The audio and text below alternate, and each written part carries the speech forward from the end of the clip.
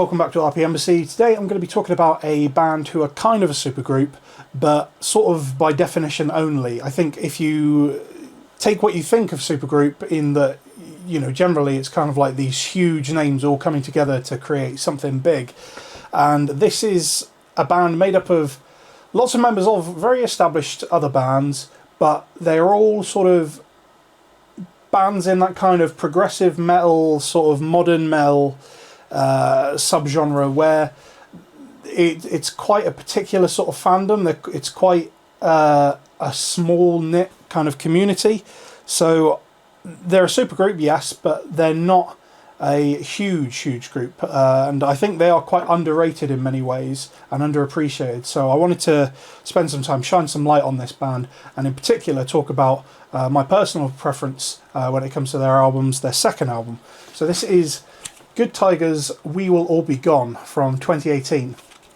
So this album, as I mentioned, is their second album, and this for me is the strongest of the three that they've had thus far. The first album was Head Full of Moonlight, which was a sort of crowd-funded affair, which was a very good album, definitely. But this kind of feels where they, to me, this is where they kind of find their feet and kind of hit the sound that they should be sort of pursuing. It's kind of, you can kind of hear it in a lot of bands where the first album has that kind of frenetic energy, and you've got the sort of quality of a band kind of just creating a full piece of work for the first time, but there's always like little kinks that need ironing out, and perhaps there's not quite the confidence that some people might want from a piece of music, whereas this for me has a lot of confidence in it. It feels like they had a true vision of what they wanted the album to sound like.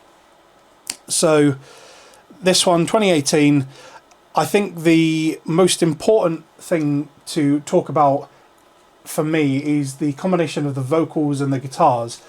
The overall band is very impressive, but the vocals and the guitars really do stand out, and they really shine on this record. So as far as the band members go, you've got Elliot Coleman on vocals. He's been in numerous other projects, Sky Eats Airplane, Of Legends, Zeliak. Prior to this, he was the vocalist for Tesseract, who are a pretty big name within the sort of progressive metal genre these days, although he was only with them for one EP plus a couple of touring cycles. And then he sort of went on to form this. You've got two guitarists, both ex-members of the band The Safety Fire, a British sort of tech metal, progressive metal band. Those are Darian Nagel and Joaquin Ardiles in the guitar position. You've also got Morgan Sinclair, who was an ex-touring member for Architects. He's playing bass, and you've got Alex Rudinger, who was the drummer for The Faceless and has done sort of other drum touring options in the past. So yeah, quite a stacked card as far as like names in the industry, if you're into that kind of stuff within the industry.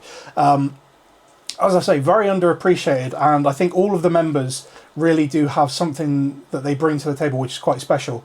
Joaquin and Daria, the guitarist especially, their sort of approach to guitar work, you know, from The Safety Fire and then coming into this, it was a very sort of intricate, kind of more sort of jazzy and thought out kind of approach than the kind of standard affair you would have got in the sort of modern metal scene. They kind of eschewed a lot of the sort of trappings that modern metal kind of has, with like the 7 and 8 strings and chugs and breakdowns, and it's a lot more refined, if you will.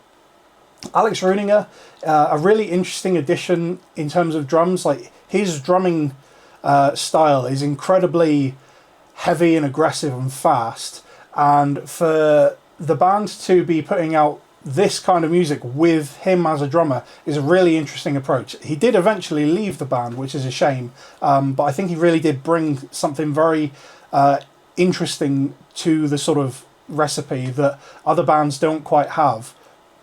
And then Morgan Sinclair and Elliot Coleman obviously complete the set. Elliot Coleman's vocals, incredibly soulful. There's a lot of kind of like real bluesiness to his sound. The notes aren't always exactly what you expect, which I think is fantastic for what can be quite a run-of-the-mill sort of rock affair in a lot of these kind of bands. And Morgan Sinclair, as far as bass playing goes, there's nothing I would say stands out, but as far as his sort of like choice of like counterplay between the two guitars and his bass work, I do enjoy the fact, especially on this album, that it isn't just the standard bass following the root note of the guitars. It is actually, you know, him playing different lines. I don't know too much in terms of who wrote what as far as the individual songs and the composition itself, but I'd like to think that with every member being as accomplished as they are, they all contributed their own sort of take towards each track. And as far as the tracks go, the first track in particular is one of my favourite album openers of all time, to be quite honest. It's a song called The Devil Thinks I'm Sinking, which starts off with this quite dissonant sort of guitar intro. It's dissonant and beautiful at the same time. It's got a sort of ethereal, haunting quality to it. And you have Coleman's vocals just slowly building up, repeating the same line over and over and over again until it sort of builds into this huge crescendo. And, you know, this great sort of high vocal, really soaring, pushed vocal. And it sounds excellent. And I think to use that as the intro to the album is absolutely fantastic. It's a really good way to sort of kind of set the pace. You know, it's sort of like it lulls you into a slightly false sense of security and then kind of hits you in the face without being too aggressive, if that makes sense. And that kind of is sort of the album summed up in a way. It has tact, if you will. There's a lot of thought, as I said previously, there's a lot of thought gone into this writing, but it still has a lot of heft behind it. It's really cleverly put together in that regard. And I think as far as sort of post-hardcore music, which this kind of falls into, they are sort of one of the best, even though they are relatively new as far as the genre goes. And I think, you know, you couldn't really find that many bands to sort of rival this kind of interest as far as the writing style goes, aside from maybe a band like Dance Gavin Dance. Obviously, like, their guitar work is, you know, all over the place. This is a little bit more subdued, but perhaps in a good way. If you like Dance Gavin Dance, I think you'll probably like this regardless. And if you don't like Dance Gavin Dance, this may actually be a more preferable, more accessible option. And if you've never heard of Dance Gavin Dance, it doesn't matter. Going on from that, you've got other tracks on here. The two that I really want to talk about are Grip Shoes and Just Shy. Grip Shoes is a fantastic track, probably one of my favourites of that year, 2018, and one of my favourites of all time in general.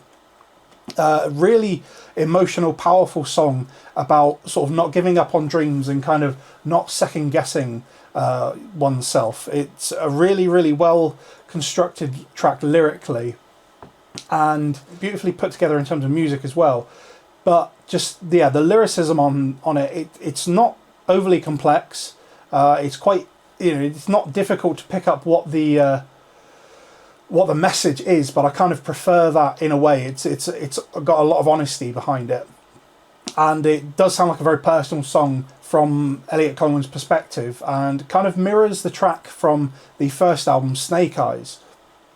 And in talking about that track in particular, I do want to sort of mention sort of the progression they've had from the first album to this album. That first album, and in particular the song Snake Eyes, which again was about sort of not giving up on dreams and kind of taking the chance. That song had a lot of sort of screaming and unclean vocals in it.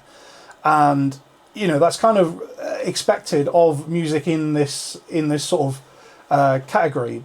But while Elliot Coleman is a fantastic vocalist and absolutely achieves that tone and vocal technique without issue, I think perhaps that's an element where you can see the sort of confidence from one album to another increasing, in that I think perhaps that first album they felt they needed to have that sort of heavier vocal style to sort of stand out and to be sort of, I guess, maybe accepted within that kind of subgenre. Whereas this, off the top of my head, I can't recall a single screamed vocal on here, and I love screamed vocals. I think they very much have their place in heavy music, and to be honest, in a lot of other music as well.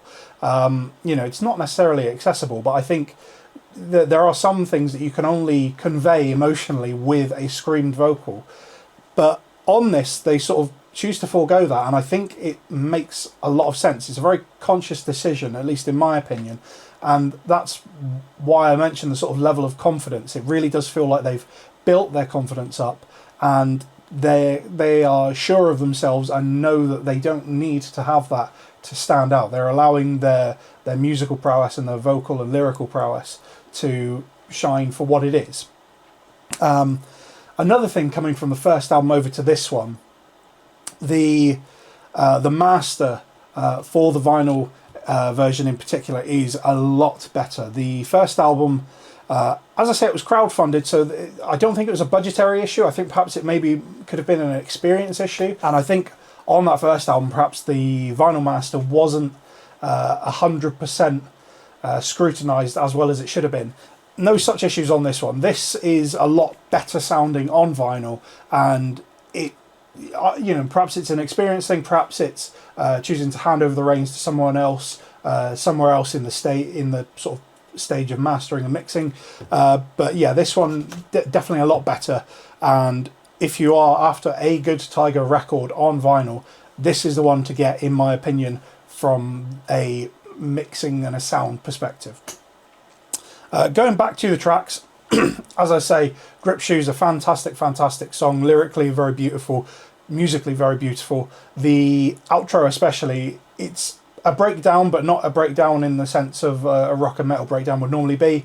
It's very harmonious. There's a ton of vocal layers. We're talking 4, 5 or 6 different sort of notes going on at once, all kind of singing over each other, and it's very washy, which is something that you kind of hear across the rest of the album as well, but it's done perfectly on the end of that track.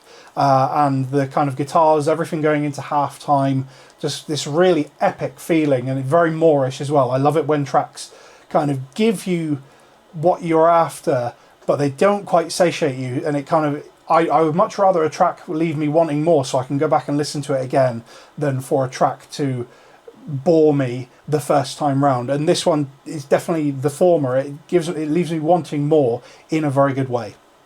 The final track that I really want to mention is Just Shy, which is straight after Grip Shoes, and it's kind of a 1-2 punch. It's a lot more kind of like, there's less melancholy to it, it's a lot more optimistic sounding, and initially this was a song that I wasn't hugely keen on, and I think that those are usually the best ones in the grand scheme of things, the ones that are growers.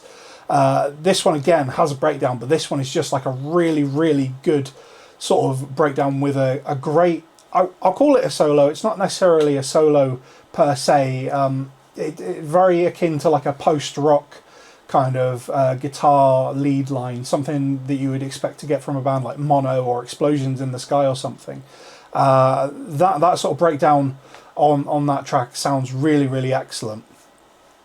All in all of the tracks are excellent, but those 3 that I mentioned, those are the ones to check out. If you are just checking out a few tracks from the band, do give those a look in. I think they are probably the strongest in the entire discography, and certainly the strongest on the album. As for picking up copies of this, it can still be gotten pretty easily. I got mine sort of on release. I had the first album as part of that crowdfunding thing. I was one of the backers, so I got that sort of day of, and this what I sort of continued on day of, went for it. And it's not too expensive still, despite it being sort of coming up for 6 years, 7 years old now. It's not that hard to get hold of. You can still grab it for sort of the kind of £30 region, which I don't think is too bad for an older record at this point that hasn't had many prints. And as far as the future of the band, we haven't had a record from them since 2020, their third album. and hopefully they do choose to come back together. Perhaps it's just going to be in a sort of like studio format only, maybe, rather than a touring band. I would have loved to have seen them, but if they choose not to tour, I totally understand that. Certainly as far as finances go, it's hardly a viable thing these days for smaller bands, and especially with the sort of the disparity of living locations, 2 members in the US, 3 members in the UK.